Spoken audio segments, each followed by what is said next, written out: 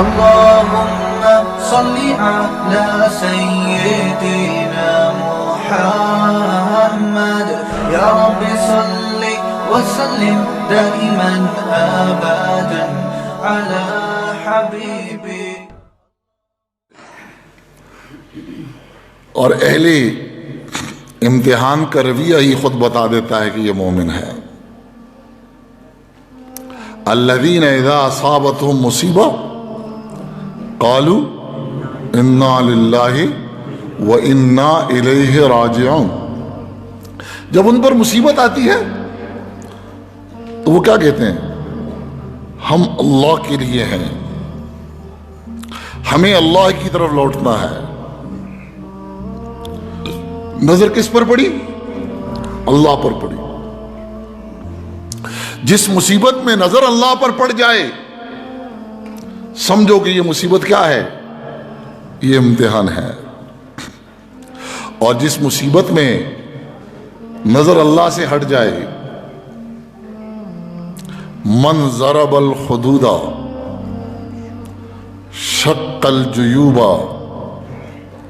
ودعا بدعوى الجاہلیہ فلیس منا. فرمایا جس نے مصیبت میں اپنے گال پیٹے، کیا کرتا ہے مصیبت میں؟ گال پیٹ رہا. شق الجیوب، اپنے گریبان کو پھاڑ رہا.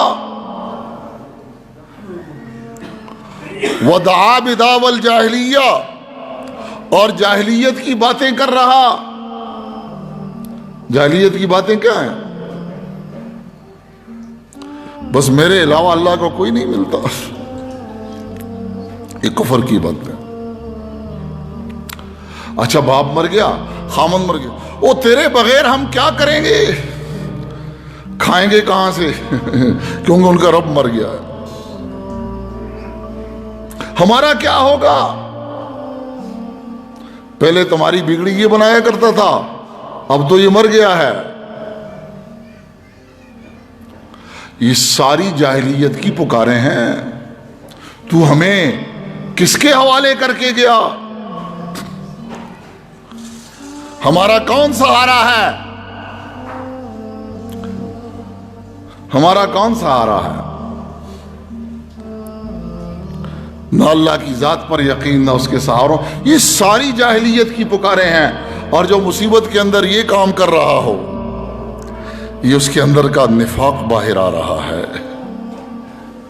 اور جو کیا کہے، الذین اذا اصابتهم مصیبہ قالوا انا للہ وانا الیہ راجعون. ہم اللہ ہی کے لیے ہیں، ہمیں اللہ کی طرف رجوع کرنا ہے. یہ چلا گیا تو پیچھے میری بھی باری ہے. اپنی موت کو یاد کرے تو سارے غم ہلکے ہو جاتے ہیں. یہ ساری باتیں اسی وقت ہوتی ہیں جب اپنی موت بھولی ہوئی ہوتی ہے. یہ تو مر گیا اور میں نے مرنا ہے نہیں، میں نے مرنا ہے نہیں. اور یہی چیز انسان کو پٹڑی سے اتار دیتی ہے. بقرات ایک بہت بڑے فلسفی گزرے ہیں. زمانہ تھا حضرت موسیٰ علیہ السلام کا. حضرت موسیٰ علیہ السلام کا امتحان انہوں نے ایک مرتبہ لینا چاہا.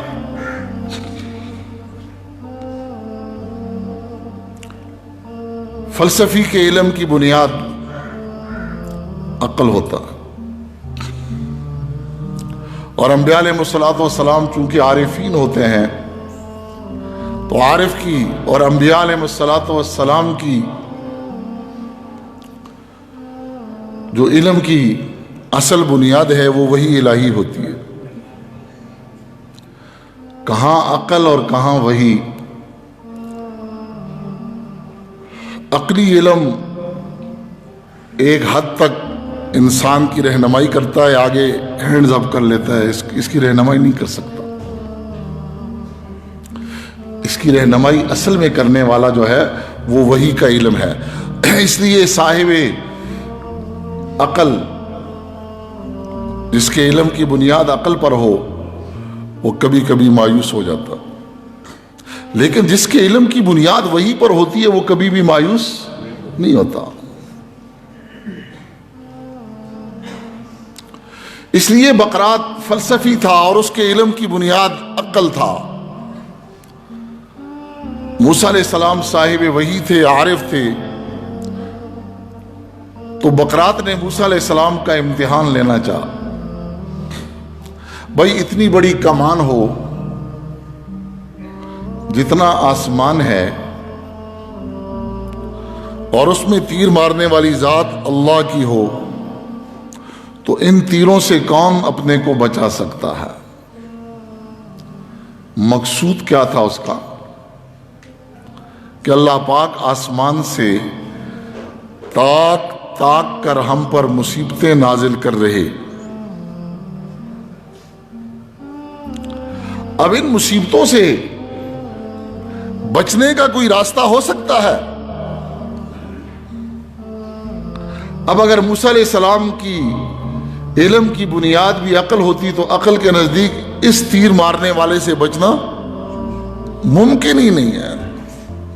لیکن چونکہ موسیٰ علیہ السلام کے علم کی بنیاد وحی الہی پر تھی، وہ کہنے لگے ہاں اس تیر مارنے والے کے تیروں سے بچنے کا ایک ہی راستہ ہے، وہ یہ ہے کہ جا کر تیر مارنے والے کے پہلو میں بیٹھ جاؤ. اوروں کو لگیں گے اور آپ کیا ہوں گے؟ محفوظ ہو جائیں گے.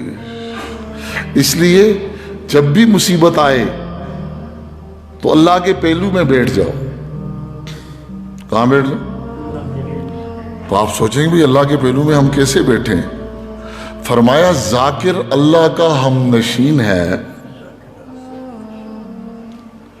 ذاکر اللہ کا جو اللہ کا ذکر کرتا ہے، یہ ایسے جیسے اللہ پاک کے پہلو میں بیٹھا ہوا ہے. تو مصیبت آ جائے تو یہ کہاں جائے؟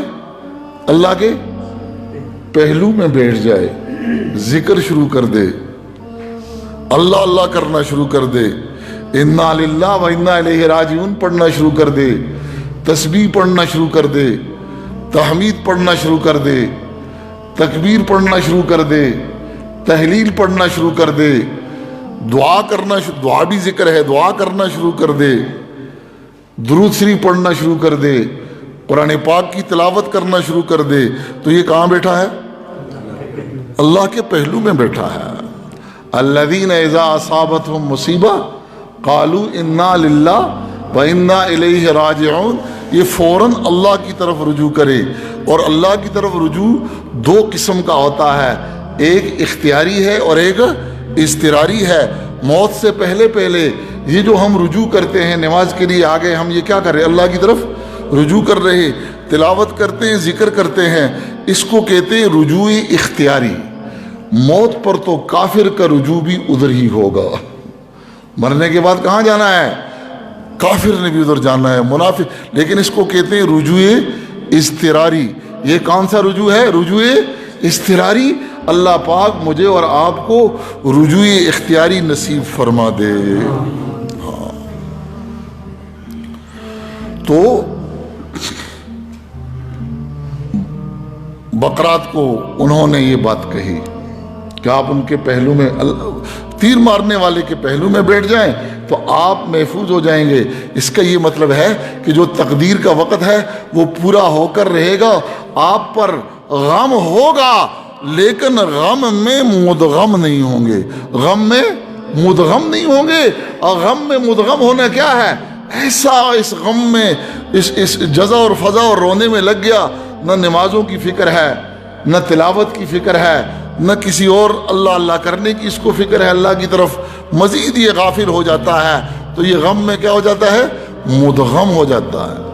ہاں غم کا اثر ہوگا لیکن غم کی حقیقت نہیں ہوگی. غم کی حقیقت وہ ہے جو اس کو اس کی منزل سے ہٹا دے، اور منزل تو اللہ کی رضا کا حصول ہے.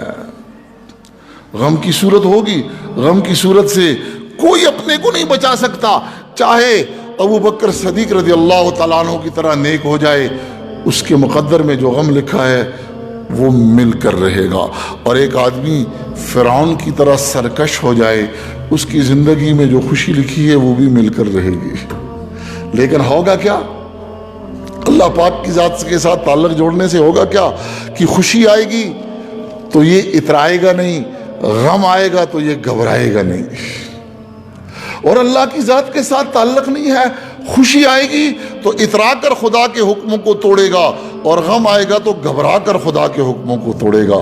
خوشی میں بھی اللہ سے دور ہو جائے گا اور غم میں بھی اللہ سے اپنی منزل سے دور ہو جائے گا. منزل کیا ہے؟ گفت رومی منزل ماں کبریاست، جستجوئے ماں سے واں کردن خطاست. تو اپنی منزل سے دور ہو جائے گا. اس لیے خوشی اور غم یہ دونوں اللہ کی طرف سے امتحان ہیں.